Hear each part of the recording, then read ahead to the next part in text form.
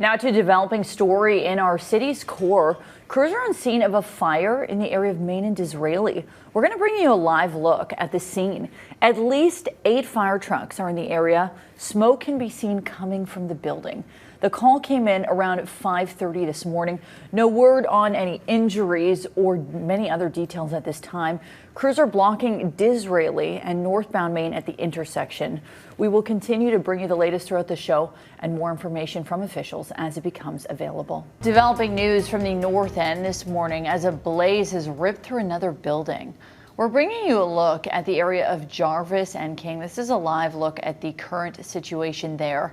Firefighters first got the call around 8 o'clock last night, obviously still on scene putting out that fire. No word yet on a cause or whether anyone was in that building. You should avoid the area around Jarvis, King, Derby, and Sutherland this morning. We will keep you updated throughout the show as we learn more information. Alrighty, this is a live shot, of course, of Portage and Main because many Winnipeggers will be watching as Mayor Scott Callaghan makes an announcement shortly, we believe at 9 a.m. regarding kind of the future plans and potential major changes, basically a total revamp of the membrane that protects the underground concourse there. They're saying could cost up to $73 million, Drew, and include lane closures between 4 and 5 years as work begins on that intersection at some point. Yeah, and apparently Mayor Callaghan is going to be giving us a preview of some of the design concepts that could be used in the future as well. So lots to see hopefully in the next 5 to 10 minutes, and you can see that live on globalnews.ca/Winnipeg. Yeah, we're going to be live streaming it. You can also tune into 680 CJOB for reaction throughout the day. Obviously, Global News at 6. Hot button topic for Winnipeggers, that's for sure. 8:01, and here's a look at some of the stories we're following for you this morning. Newly released documents say the careers of 2 scientists at Winnipeg's high security lab ended after security reviews found they didn't protect sensitive assets and information. Yesterday, more than 600 pages were made public. This is following a special all-party review of the records. Opposition parties hoped they would learn exactly why the 2 scientists were escorted out of Winnipeg's National Microbiology Lab in July 2019 and subsequently fired in January of 2021. Winnipeg police have a suspect in a recent homicide behind bars after Mounties tracked him down in the northern part of our province. On February 7th, 19-year-old River Harper was found dead in a home on Assiniboine Avenue. Police were able to catch up to 1 suspect last week, but remained on the lookout for 21-year-old Drayden Monias until now.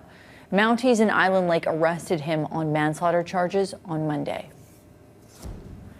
A sentencing is underway for a man from Winnipeg who ran over and killed a young RCMP officer in Saskatchewan last year.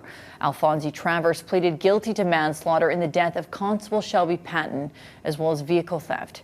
Patton, who was 26, pulled over a stolen truck in the town of Wolseley, east of Regina in 2021. The suspect refused to get out of the vehicle, ended up running over the Mountie, killing him in the process. Crown is seeking a life sentence. Defense is recommending 16 years. If you're in line to see a psychiatrist, that wait might get a lot shorter in the months ahead. The province announced it's creating 9 new psychiatric positions for Winnipeg and Selkirk and adding psychiatrists to underserved rural areas across the province. It's set to cost Manitoba $2 million a year. The risks are so immense. It's sad that people have to wait for the clinical. There is help within the community, but many people need psychiatric care. They need to get on their meds. They need to get that help. In other news here, proposed changes to Winnipeg's Louis Riel School Division budget could come at a cost to area homeowners but improve outcomes in and out of the classroom. Division, which is struggling with an increase of nearly 1,000 school-age kids in the area, is proposing universal full-day kindergarten next fall. Those changes would come at an increase of 7.5% to the regional property tax. Consultations with the division are ongoing, with a vote on the budget coming March 12th. Former Winnipeg Blue Bomber Craig Rowe has passed away. He spent 4 seasons in the CFL, culminating with a Grey Cup title in 2019. He retired after the 2020 CFL season, started up an online coaching course for aspiring defensive linemen. He was quietly battling colon cancer for 18 months, passed away on Monday. Craig Rowe was 33 years old.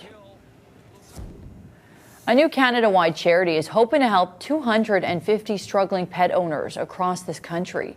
The National Pet Care Fund was established by two Manitobans dedicated to helping low-income pet owners.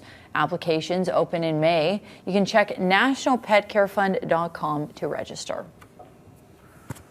All those stories and more online, globalnews.ca/Winnipeg. You can tune in to 680 CJOB.